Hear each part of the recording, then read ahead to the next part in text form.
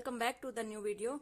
तो कल की क्लास में हमने क्या किया था, हमने 2D की थी। और जिस किसी ने भी 2D की वीडियोस नहीं देखी है तो वो डिस्क्रिप्शन में लिंक है, जाके देख लेना। और आज हम करेंगे 3D के जो जितने भी फॉर्मूलाज है वो आज हम कंप्लीट कर देंगे। ओके, तो देखिए 3D के इसमें फर्स्ट है घन, सेकंड है घनाभ, और थर्ड है बेलन, और फिर है गोला। ओके, उसके बाद होगा आपका अर्धगोला, और फिर शंकु और छिन्नक। बाल्टी की जो संरचना होती है उसे क्या कहते हैं, छिन्नक। ओके, तो फर्स्ट हम देखते हैं घन।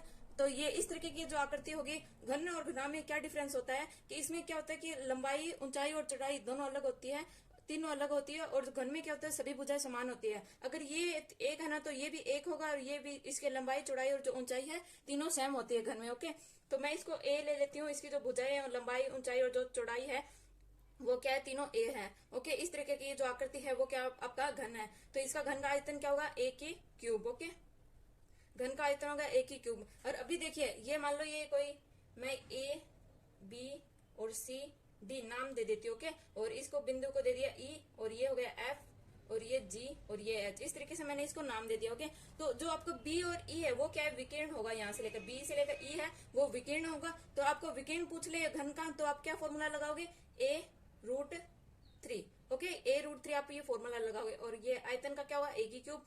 अगर आपको संपूर्ण पृष्ठ पूछ ले, इस घना जो घन है इसका संपूर्ण पूछे, ओके, तो क्या होगा, ऊपर नीचे चारों जो दीवारें हैं सभी का पूछ ले तो क्या होगा आपका 6 ए की स्क्वायर। ओके, तो ये संपूर्ण पृष्ठ क्षेत्रफल हो जाएगा। आयतन क्या होगा, ए की क्यूब, विकर्ण होगी a√3, और संपूर्ण पृष्ठ क्या होगा 6 ए की स्क्वायर। ओके, इस तरीके से अभी घनाभ देखिए, घनाभ में क्या होगा, ये होगी लंबाई l, अंदर लिख देती हूँ, ये होगी l, और ये हो जाएगी चौड़ाई b, और ये ऊंची, ये हो जाएगी ऊंचाई, ये इसको मैं h से डिनोट कर देती हूँ। तो इसका आयतन क्या हो जाएगा, l b h, ये इसका आयतन हो गया। और अभी देखिए, ये यहाँ इस बिंदु से लेकर ये मैं b और ये e ले लो, तो b और ये वो आपका विकीर्ण है। तो विकीर्ण की पूछे, घनाभ का विकीर्ण पूछे तो आप क्या फॉर्मूला लगाओगे, √l² प्लस में b स्क्वायर प्लस में h स्क्वायर। ओके, लंबाई, चौड़ाई और ऊंचाई का स्क्वायर और प्लस। ओके, ये क्या होगा, विकीर्ण हो जाएगा। अगर आपको संपूर्ण पूछ ले, ओके, ये चारों दीवारें और ऊपर नीचे के जो फलक है पूरे, तो इनका संपूर्ण पूछे तो आपका जो घनाभ का आप क्या बताओगे, 2lb प्लस में क्या होगा, bh प्लस में हो जाएगा hl। ओके, इस तरीके से ये संपूर्ण पृष्ठ क्षेत्रफल आपका फॉर्मूला हो जाएगा। और फिर अगर आप चारों दीवारों का पूछे, चारों दीवारें कौन सी, एक तो आपकी जो ये है, ये मैं बता ए बी सी लिख लेती हूँ, ये ए, ये बी, ये सी और ये डी। ओके, तो एक तो ये देखिए ए बी सी डी, और एक इस साइड क्या होगा, बी ई, और इसको मैं ले लेती हूँ एफ। तो बी ई एफ और सी, एक तो ये होगी, एक ये होगी, एक इसके सामने वाली, और एक ये जो ए बी सी डी है इसके पीछे वाली। ओके, ये टोटल 4 दीवारें हैं। इन चारों दीवारों का क्षेत्रफल पूछे तो आप क्या फॉर्मूला लगाओगे, 2HL प्लस बी। ओके, आप क्या लगाओगे, 2HL प्लस बी, ये आपका फॉर्मूला हो जाएगा चारों दीवारों का पूछे तो। ओके, ये ऊपर वाली और ये ऊपर वाली और नीचे वाली आपको नहीं गिननी है, सिर्फ जो एक ये आगे वाली, और एक इसके पीछे वाली, और एक ये साइड वाली, और इसके पीछे वाली, ये 4 आपको देखनी है। ओके, बेलन देखिए किस तरीके की आकृति होती है। ये बेलन की आकृति इस तरीके की होती है। देखिए ये क्या होगा, ये बेलन की आकृति होगी इस तरीके से, ये इसकी एच होगी, और इस तरीके से 2 वर्त हो गए, एक ऊपर की साइड एक नीचे की साइड। ओके, अगर आपको वक्र पृष्ठ पूछे तो ये जो बाहर का होता है इसे वक्र पृष्ठ कहते हैं। और संपूर्ण पृष्ठ पूछे तो ये ऊपर वाला वर्त और एक नीचे वाला वर्त दोनों प्लस हो जाते हैं, और एक ये जो वक्र पृष्ठ आपका ये बाहर वाला। ओके, इस तरीके की आकृति होती है। ये जो बाहर का होता है ये इसे वक्र पृष्ठ कहते हैं, और संपूर्ण पूछे तो ऊपर वाला वर्त और नीचे वाला वर्त दोनों प्लस हो जाते हैं, और एक ये जो वक्र पृष्ठ आपका ये प्लस हो जाता है। ओके, अभी इस बेलन का आयतन देखिए, बेलन का आयतन क्या होता है, ये आपका आर। ओके, और यहां से लेकर ये आपकी हो गई h, बेलन की ऊंचाई।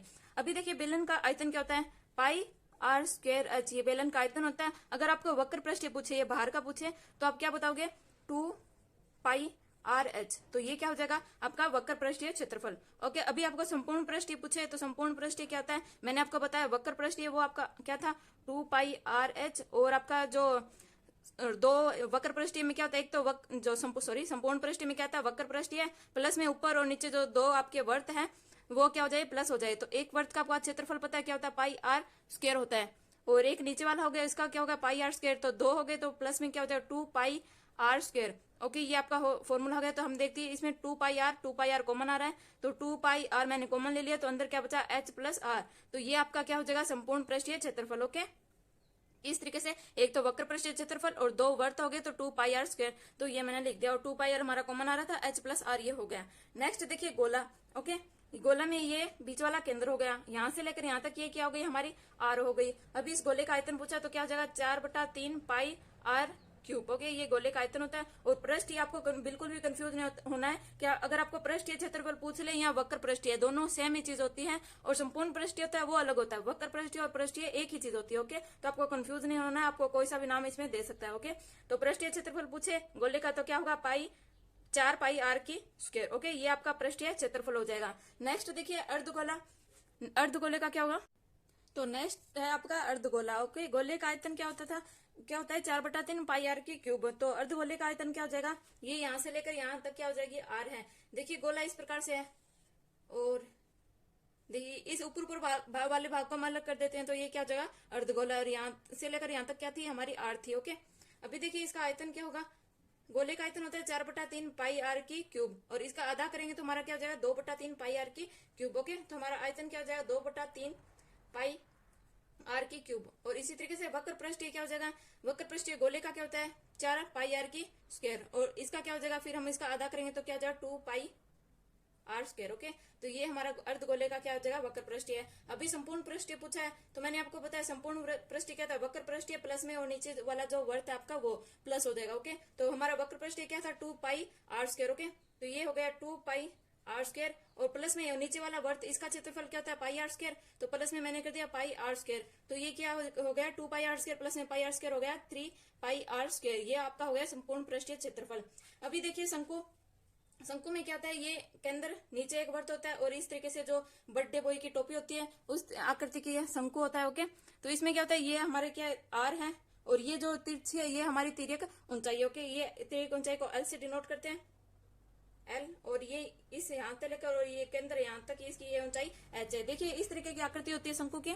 ओके, ये एक गोला होता है और इस तरीके की आकृति होती है। ये जो बाहर का होता है ये वक्र पृष्ठीय है। अगर आपको संपूर्ण पृष्ठीय पूछे तो बाहर का प्लस में नीचे वाला जो ये वर्त है आपका ये। ओके, अभी इसका आयतन पूछा है तो शंकु का आयतन क्या होता है, पहले देखिए कि जो तिर्यक ऊंचाई L है इसका हमें ज्ञात करनी है। तिर्यक ऊंचाई आपको पूछ ले क्वेश्चन में, तो आप तिर्यक ऊंचाई किस तरीके से ज्ञात करोगे, L² = क्या हो जाएगा h² प्लस में r²। ओके, ये हो जाएगी तिर्यक ऊंचाई। ये देखिए पाइथागोरस प्रमेय के तरीके से ये जो केंद्र के साथ 90 डिग्री का कोण बना रहा है, ये L है, ये हमारी करण हो गई, और L² = ये आधार, ये R है, ये आधार मान लो, और जो H है वो क्या हो गई लंब हो गई। ये पाइथागोरस प्रमेय के तरीके से है। और आयतन पूछे तो आप क्या करोगे, जो शंकु का आयतन होता है वो होता है 1/3πr²h। ओके, ये हमारी h है, तो ये हो जाएगा शंकु का आयतन। और वक्र पृष्ठीय ये बाहर बाहर वाला पूछे तो आप क्या बताओगे, वक्र पृष्ठीय क्या होता है πr_l। ओके, ये हमारा वक्र पृष्ठीय हो गया। तो संपूर्ण क्या होगा, वक्र पृष्ठीय प्लस में नीचे वाला जो वर्त है इसका क्या होगा πr², तो ये हो जाएगा πrl प्लस में होगा πr²। देखिए इसमें πr कॉमन आ रहा है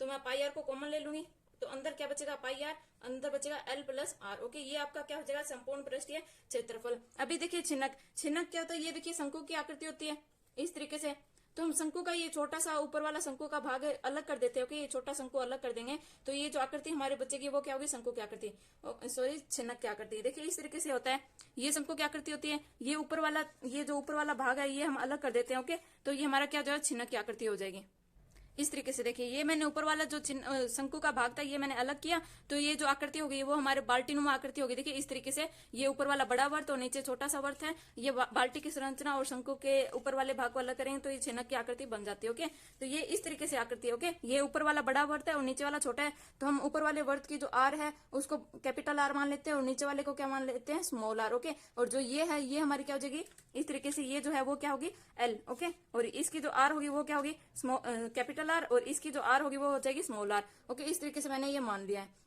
ये आकृति आपको समझ में आ गई होगी। अभी देखिए इसका आयतन क्या होता है, इसका आयतन होता है 1/3πh, और बड़े वर्त की जो होती है वर्त की त्रिज्या है उसका स्क्वायर, प्लस में छोटे वर्त की त्रिज्या का स्क्वायर, और प्लस में इन दोनों का मल्टीप्लाई। ओके, आर और डॉट क्या हो जाएगा स्मॉल आर। ओके, ये आपका हो जाएगा छिन्नक का आयतन। अभी देखिए वक्र पृष्ठीय क्या होगा, वक्र पृष्ठीय होगा πrl होता है। ओके, हमारा जो देखिए शंकु का जो वक्र पृष्ठीय होता है πrl, इसमें एक वर्त था इसकी आर आ गई, तो हम हमारे पास दो वर्त है तो पाई, इसमें क्या एक छोटी आर है एक बड़ी आर है, तो हमें आर प्लस में कैपिटल आर प्लस में स्मॉल आर, और ये डॉट में क्या था एल। एल क्या थी हमारी तिर्यक ऊंचाई, तो ये हो गया πr प्लस स्मॉल आर, और इस डॉट क्या हो गया एल। और अभी देखिए संपूर्ण पृष्ठ क्या हुआ, वक्र पृष्ठ है हमारा क्या था पाई आर प्लस आर डॉट क्या हो गया एल। और प्लस में क्या होगा, दो वर्त है, एक ऊपर वाला वर्त उसकी जो हमारी क्षेत्रफल होगा उसका क्या होगा, इसका होगा पाई, और आर हमें बड़ी दे रखी है तो कैपिटल आर स्क्वायर, और नीचे वाले का क्या होगा स्मॉल आर है तो पाई स्मॉल आर स्क्वायर। तो इसको मैं यहाँ लिख लेती हूँ pi capital R square plus में हो जाएगा पाई स्मॉल आर स्क्वायर।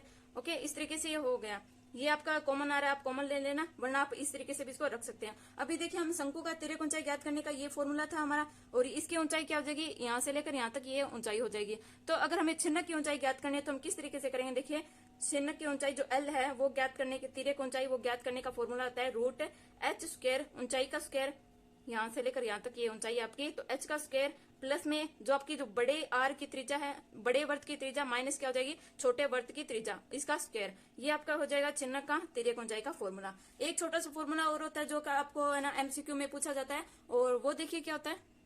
तो ये देखिए आपको बहुत बार एग्जाम में पूछा जाता है कि जब किसी एक वस्तु को एक समान छोटी छोटी वस्तु में परिवर्तन किया जाता है तो उस छोटी वस्तु की कुल संख्या बताइए कितनी छोटी वस्तु बनेगी।